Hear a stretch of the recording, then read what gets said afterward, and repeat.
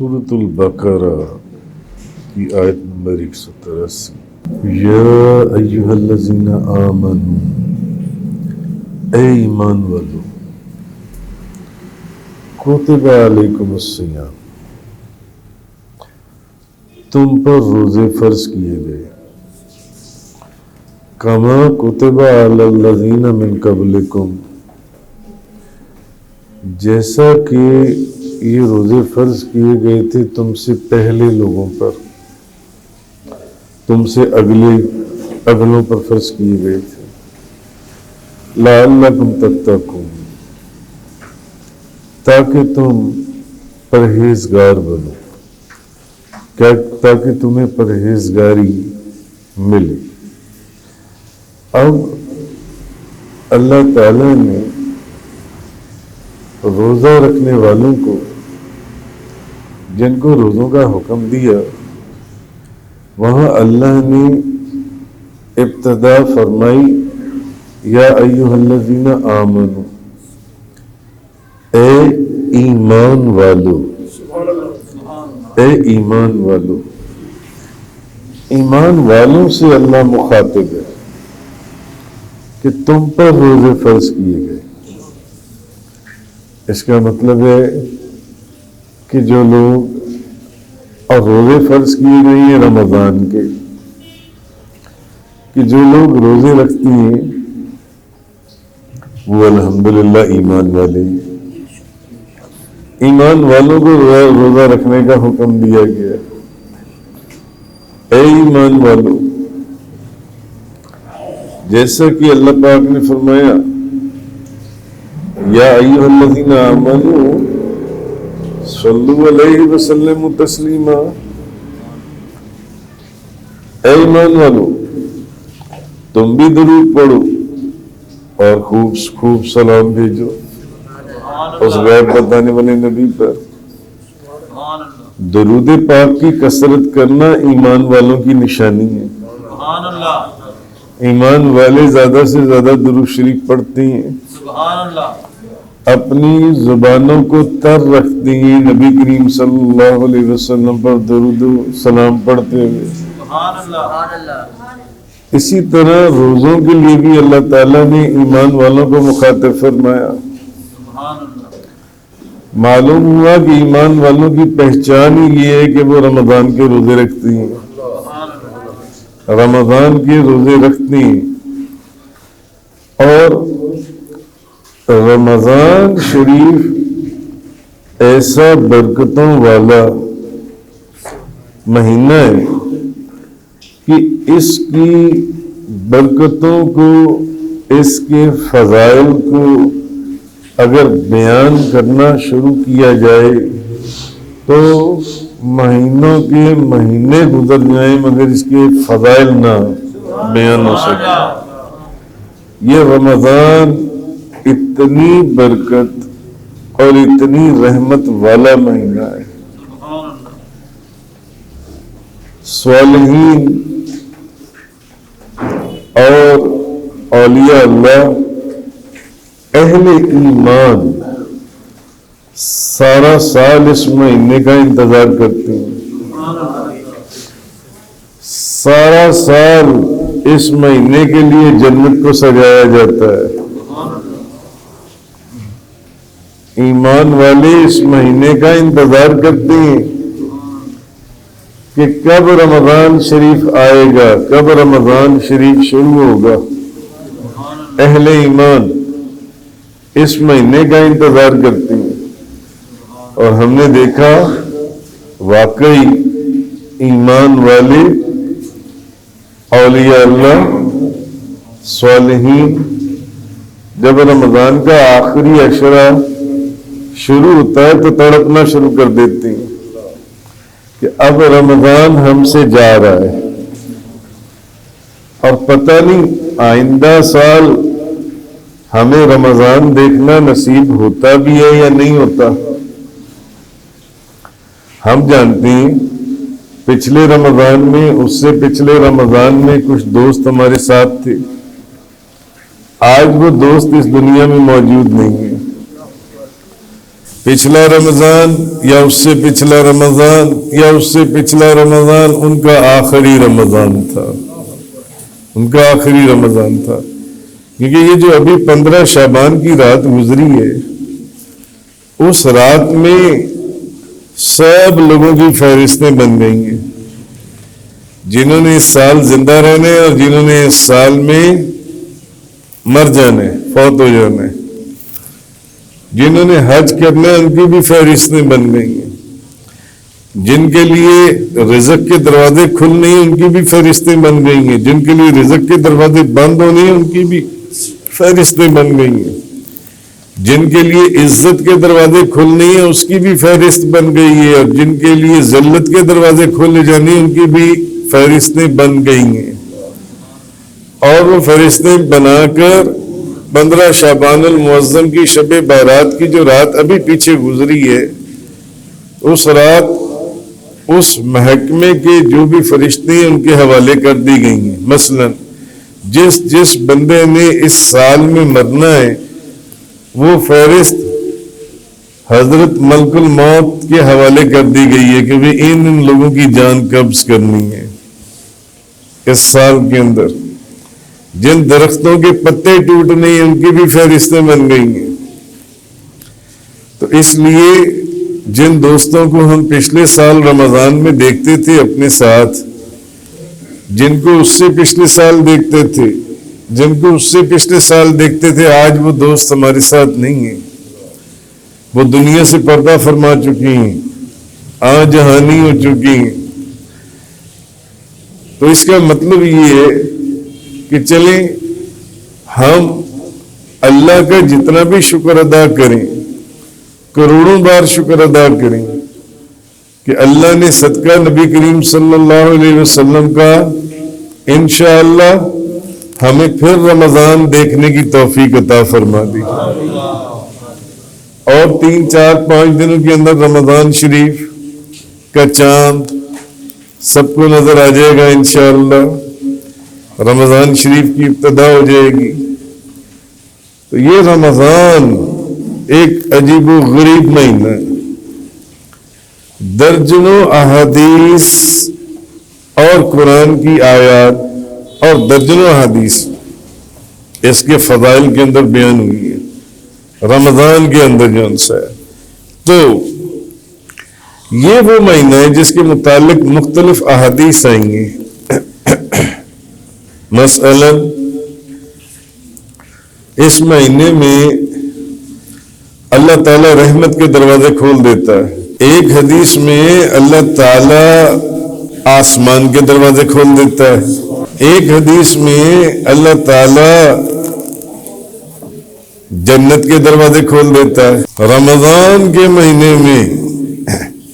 کسی حدیث میں یہ کہ اللہ تعالیٰ جنت کے دروازے کھول دیتا ہے، کسی حدیث میں یہ کہ اللہ تعالیٰ آسمان کے دروازے کھول دیتا ہے، کسی حدیث میں یہ کہ اللہ تعالیٰ رحمت کے دروازے کھول دیتا ہے۔ اور اللہ تعالیٰ یہ دروازے کن کے لیے کھولتا ہے؟ یا ایھا الذین آمنو، ایمان والوں کے لیے۔ نعرہ تکبیر، اللہ نعرہ رسالت، نعرہ رسالت، نعرہ حیدری۔ الحمدللہ سب ایمان والے بیٹھے ہوئے ہیں نا، ان سب کے لیے دروازے کھول دیے جاتے ہیں جن کے اوپر روزے فرض کیے گئے ہیں، جن کے اوپر روزے فرض کیے گئے ہیں۔ تو اللہ تعالیٰ یہ رحمت کے دروازے کھول دیتا ہے اس مہینے کے اندر، اللہ تعالیٰ جنت کے دروازے کھول دیتا ہے اس مہینے کے اندر۔ اللہ تعالیٰ جس کے لیے جنت کا دروازہ کھول دے، جو رمضان کا احترام کرتے ہیں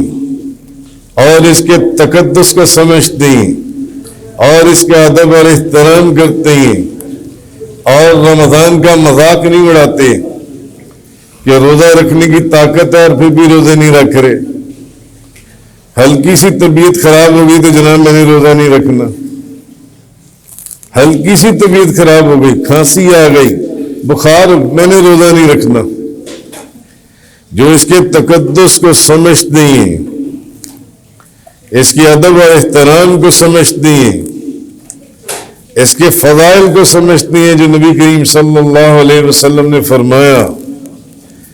وہ لوگ ہیں جن کے لیے اللہ اپنی رحمت کے دروازے کھول دیتا ہے، ان پر اللہ کی رحمت برستی ہے۔ وہ لوگ ہیں جن کے لیے اللہ تعالیٰ آسمان کے دروازے کھول دیتا ہے، وہ لوگ ہیں جن کے لیے اللہ تعالیٰ جنت کے دروازے کھول دیتا ہے، جنت کے دروازے، اور ایک حدیث میں دوزخ کے دروازے بند کر دیتا ہے اور شیطانوں کو جگڑ دیتا ہے، شیطانوں کو زنجیریں ڈال دیتا ہے۔ اس مہینے کے اندر، یہ جو رمضان المبارک کا مہینہ ہے، رمضان المبارک کا مہینہ، اور پورا مہینہ ہر رات ایک منادی یہ ندا کرتا ہے طلوع صبح تک، اے خیر کے چاہنے والے خوش ہو جا، اور اے برائی کے چاہنے والے رک جا اور عبرت حاصل کر، کیونکہ یہ جو مہینہ آ رہا ہے، یہ مہینہ اگر گزر گیا، اس مہینے میں جو بندہ اپنے آپ کو نہ بخشوا سکے، ایک حدیث ہے نا، نبی کریم صلی اللہ علیہ وسلم نے فرمایا جس بندے کے سامنے میرا ذکر کیا جائے، جس کے سامنے ہم جب حدیث پڑھتے ہیں تو وہ بھی حضوری کا ذکر چل رہا ہے نا، حضوری کا ذکر، اسی لیے بزرگوں نے فرمایا ہر وقت اپنی زبان پر درود و سلام پڑھتے رہیں، الصلاۃ والسلام علیک یا سیدی یا رسول اللہ۔ حضور نے فرمایا جس بندے کے سامنے میرا ذکر کیا جائے اور وہ درود نہ پڑھے وہ جنت کا راستہ بھول جائے۔ نبی کریم صلی اللہ علیہ وسلم نے فرمایا الصلاۃ والسلام علیک یا سیدی یا رسول اللہ وعلی آلک وصحابک یا سیدی۔ جو بندہ اپنے بوڑھے ماں باپ کو پائے اور وہ اپنے آپ کو بخشوا نہ پائے، وہ بھی جنت کا راستہ بھول جائے، ذلیل ہو جائے، اس کی ناک خاک آلود ہو جائے۔ اور جو بندہ رمضان کا مہینہ پائے اور اپنے آپ کو نہ بخشوا پائے، یہ اتنا برکتوں والا مہینہ ہے جس کی اس مہینے کے اندر آواز آتی ہے ساری رات، ہے کوئی بخشش چاہنے والا کہ ہم اس کو بخش دیں؟ ہے کوئی بخشش چاہنے والا؟ ہے کوئی توبہ کرنے والا کہ ہم اس کی توبہ قبول فرما لیں؟ ہے کوئی دعا مانگنے والا کہ ہم اس کی دعا قبول؟ اور ایک حدیث میں یہ جو افطاری کا وقت ہے، افطاری کے وقت مانگی ہوئی دعا رد نہیں ہوتی، افطاری کے وقت مانگی ہوئی دعا جو ان سی ہے یہ رد نہیں ہوتی۔ ایک حدیث ہے جس کے راوی حضرت سلمان فارسی ہیں، مگر حضور غنیت طالبین کے اندر حضور غوث اعظم پیران پیر غوث اعظم دستگیر شیخ عبد القادر جیلانی رضی اللہ تعالی عنہ، آپ فرماتے ہیں کہ رمضان کا معنی ہے گرمی کی شدت، گویا کہ جو کوئی بھی اس مہینے کا احترام کرے گا اور اس کے روزے رکھے گا اور اس میں تسبیح پڑھے گا، اللہ کی عبادت کرے گا، تو اللہ کے فضل سے اور اس کی رحمت سے اس کے تمام گناہ آپ فرماتے ہیں ایسے جل جائیں گے جس طرح لکڑی آگ کے اندر جل جاتی ہے، اور وہ گناہوں سے پاک اور صاف ہو جائے گا، پاک اور صاف ہو جائے گا۔ کیونکہ رمضان کے آپ فرماتے ہیں 5 حروف ہیں، را میم ضاد الف نون۔ آپ فرماتے ہیں را سے مراد رضا الہی ہے، اور میم سے مراد محبت خدا بندی ہے، اور ضاد سے مراد ضمانت خدا بندی ہے، الف سے مراد الفت خدا بندی ہے، اور نور سے مراد نور الہی ہے، نور الہی۔ تو جو رمضان کا تقدس، اس کے ادب، اس کے احترام کا خیال کرتا ہے، آپ فرماتے ہیں کہ اس شخص کو جون سے اللہ اپنی رضا عطا فرماتا ہے، اللہ اپنی رضا عطا فرما کر میم سے محبت عطا کرتا ہے، اور دعات سے اپنی ضمانت دیتا ہے، اور الف سے اپنی الفت سے لبریز کر دیتا ہے، اور نون سے اپنے نور سے منور کر دیتا ہے۔ جو بندہ رمضان کے تقدس کا خیال کرتا ہے، حدیث ہے حضرت سلمان فارسی رضی اللہ تعالی عنہ کی، آپ فرماتے ہیں کہ رسول کریم صلی اللہ علیہ وسلم آپ نے شعبان المعظم کے آخری دنوں میں ایک خطبہ دیا. حضرت سلمان فارسی رضی اللہ تعالی عنہ، اور حضرت سلمان فارسی کا مزار ہے عراق کا ایک شہر ہے سلمان، اس پورے شہر کا نام ہی ان کے نام کے اوپر ہے. حضرت سلمان فارسی کے نام پر اس شہر کا نام ہے. میں نے وہاں اس شہر میں ان کی بارگاہ میں حاضری دی ہے ان کے مزار کے اوپر. حضرت سلمان فارسی رضی اللہ تعالیٰ عنہ، آپ سے روایت ہے نبی پاک صلی اللہ علیہ وسلم شعبان المعظم کے آخری دنوں میں آپ نے خطبہ فرمایا اے لوگو، تم پر ایک عظمت اور برکت والا مہینہ سایہ فگن ہوا چاہتا ہے. حضور نے لوگوں کو سمجھایا. حضور نے فرمایا لوگوں سمجھو، تم پر ایک عظمت والا مہینہ اور برکت والا مہینہ آ گیا ہے، سایہ فگن ہوا ہے. یہ وہ مہینہ ہے جس مہینے کے اندر صرف ایک رات ایسی ہے جو 1000 مہینے کی عبادت سے بہتر ہے. نعرہ تکبیر،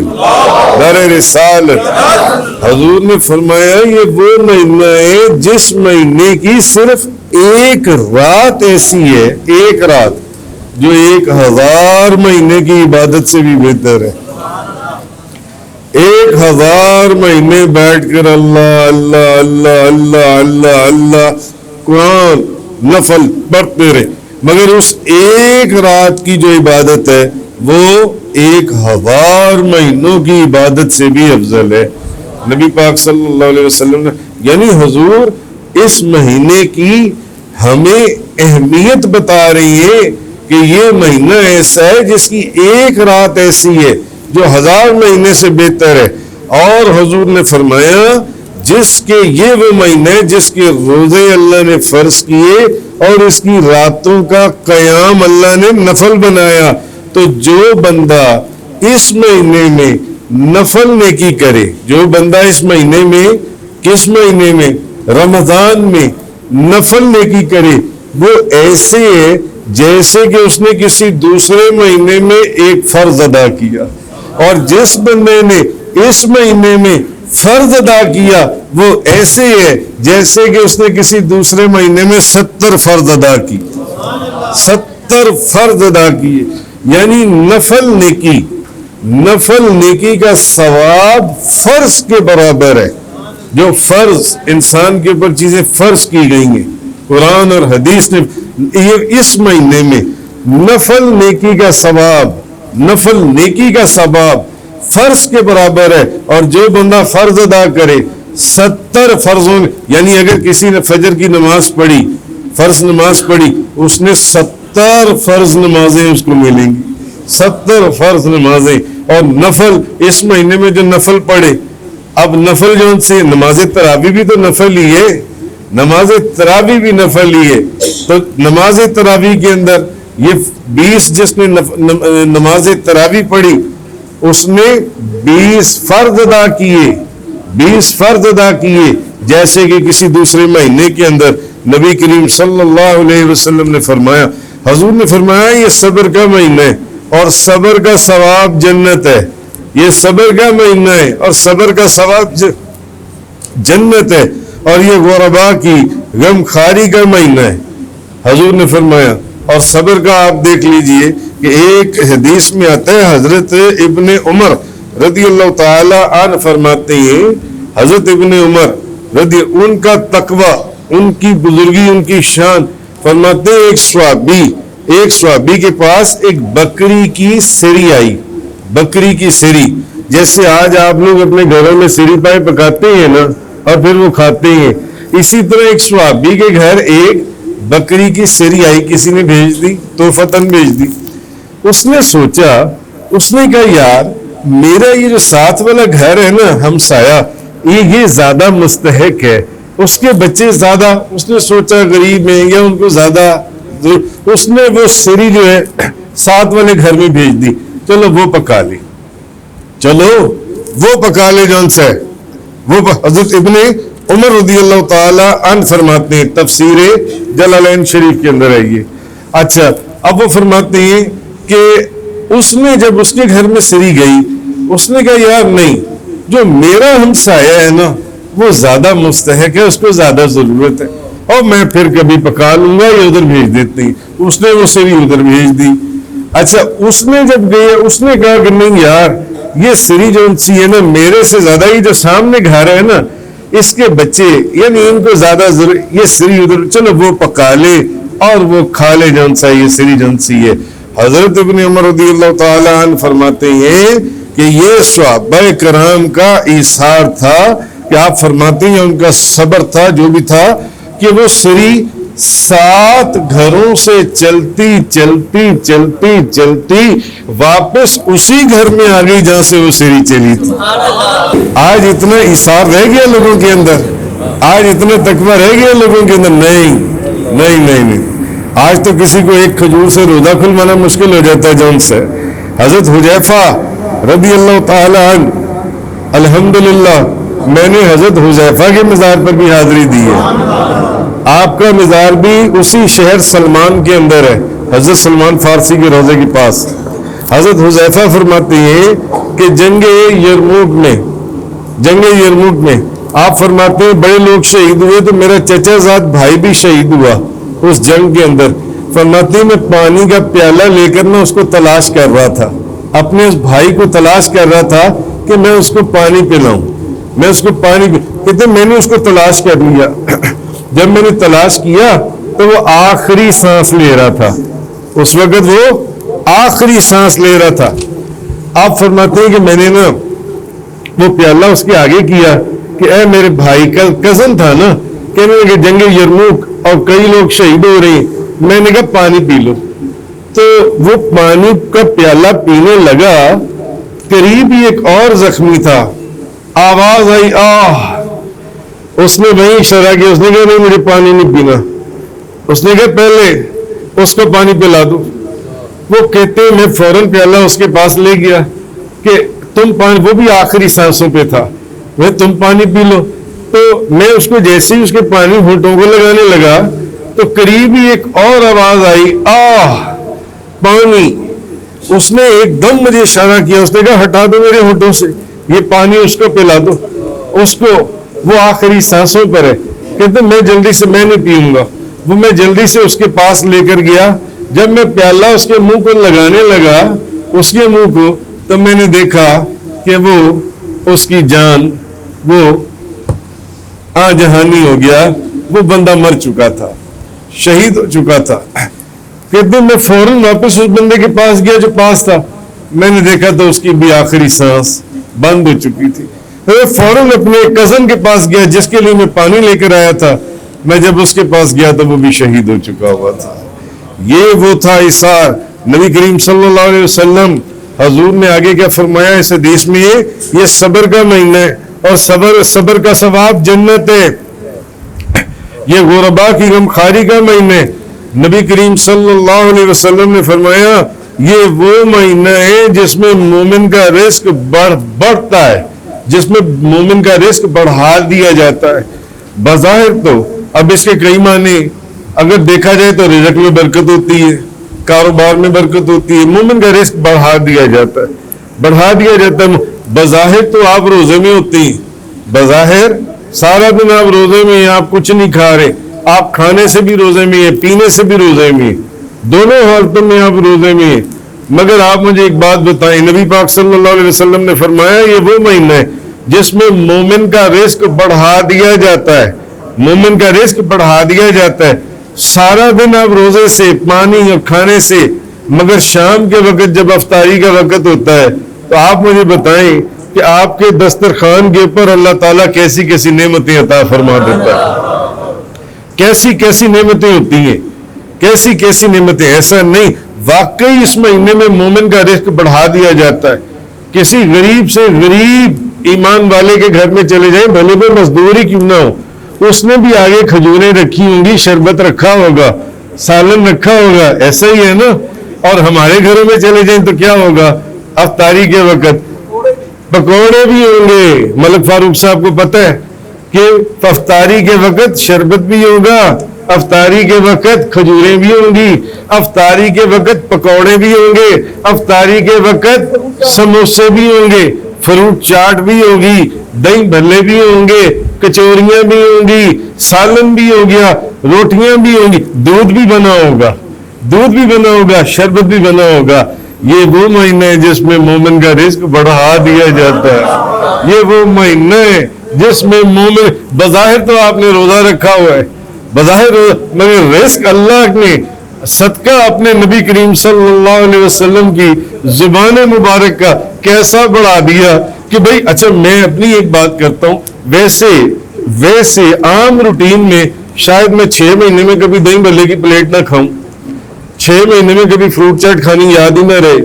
6 مہینے گزر گئے کبھی سموسہ ہی نہیں کھایا، سال گزر جاتا ہے کبھی کچوری ہی نہیں کھائی، ایسا ہے یا نہیں ہے؟ مگر رمضان کے مہینے میں افطاری کے وقت ہمارے دسترخوان پر کچوریاں بھی پڑی ہیں، سموسے بھی پڑے ہیں، دہی بھلے بھی پڑے ہیں، فروٹ چاٹ بھی پڑی ہے، پکوڑے بھی پڑے ہیں، شربت بھی پڑا ہے، دودھ بھی پڑا ہے، ایسا ہے یا نہیں ہے؟ بتائیں جس کے گھر میں ایسا ہے، الحمدللہ رب العالمین، یہ رحمتوں اور برکتوں کے دروازے صدقہ نبی کریم صلی اللہ علیہ وسلم کا جو کھولے گئے ہیں۔ اچھا میں اس حدیث کو مکمل کر لوں کیونکہ ٹائم ہو گیا۔ نبی کریم صلی اللہ علیہ وسلم آپ نے فرمایا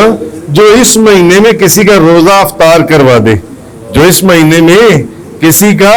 روزہ افطار کروا دے تو اس کی گردن جو سی ہے وہ آگ سے آزاد کر دی جاتی ہے اور اس کو روزے دار جتنا ثواب ملتا ہے بغیر اس کے کہ روزے دار کے ثواب میں کوئی کمی ہو۔ تو صحابہ کرام انہوں نے عرض کیا، انہوں نے کہا یا رسول اللہ ہر بندہ اتنی طاقت نہیں رکھتا کہ کسی کو روزہ افطار کروائے،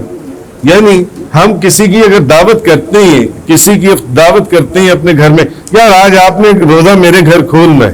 آج آپ نے روزہ میرے گھر کھولنا ہے، تو کیا میں آپ کو صرف کھجور اور ایک گھونٹ پانی کا دوں گا؟ بتائیے نہیں، وہاں جو جس طرح ہمارے گھر میں روزہ کھلتا ہے دودھ بھی ہوگا، شربت بھی ہوگا، کچوریاں بھی ہوں گی، سموسے بھی ہوں گے، پکوڑے بھی، دہی بھلے بھی ہوں گے، فروٹ چاٹ، سب چیزیں ہوں گی۔ صحابہ کرام نے کہا یا رسول اللہ ہر بندے کی اتنی طاقت نہیں ہوتی، کوئی بندہ کمزور ہوتا ہے وہ پیٹ بھر کر کسی کا روزہ نہیں افطار کروا سکتا جو ان سے، تو نبی کریم صلی اللہ علیہ وسلم نے فرمایا یہ جو میں نے ثواب کا بیان کیا نا کہ جو بندہ کسی کا روزہ افطار کروائے اللہ تعالیٰ اس کی گردن کو دوزخ سے آزاد کر دیتا ہے، اس کی یہ ثواب تو میں نے اس کا بتایا ہے جو کسی کا روزہ ایک کھجور سے کھلوا دے، ایک گھونٹ دودھ سے کھلوا دے، ایک گھونٹ دودھ سے کھلوا دے، یا ایک گھونٹ پانی سے روزہ افطار کروا دے، یہ ثواب تو اس کا ہے۔ اگر آپ نے یعنی یہ ایسی نقد کیش ہے، رمضان کے مہینے میں جو بندہ چاہتا ہے نا میری گردن کو دوزخ سے آزاد کر دیا جائے، فقط کسی کو ایک گھونٹ دودھ سے روزہ افطار کروا دے، ایک گھونٹ پانی سے روزہ افطار کروا دے، ایک کھجور سے روزہ افطار کروا دے، اس کی گردن کو دوزخ سے آزاد کر دیا جائے گا۔ یہ نبی کریم اللہ اکبر اس صحابی کو حضور نے فرمایا میں نے یہ ثواب ان لوگوں کا نہیں بیان کیا جو لوگ کسی کو پیٹ بھر کے کھانا کھلا دیں افطاری کے وقت، نہیں، یہ تو ثواب میں نے صرف اس بندے کا بتایا ہے جو کسی کا روزہ ایک کھجور سے نقد بخشش کا دروازہ کھلا ہے، نقد جنت ہے۔ اس رمضان کے مہینے میں اس سڑک پر سے ہی کسی کو پکڑ لیں، او یار ایک کھجور سے میری کھجور سے روزہ کھول لو، اگر اس نے آپ کی کھجور سے روزہ کھول لیا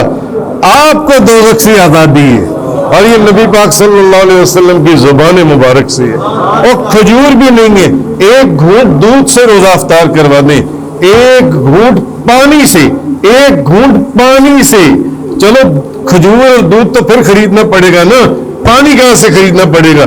ایک گھونٹ پانی سے روزہ افطار کروا دے، آپ کے لیے جنت نقد سامنے کھڑی ہے، بخشش ہے۔ نبی پاک صلی اللہ علیہ وسلم نے فرمایا یہ ثواب میں نے اس کا بیان کیا، اور جو بندہ کسی کو پیٹ بھر کر کھانا کھلا دے تو پھر اللہ تعالیٰ اسے میرے حوض سے پانی پلائے گا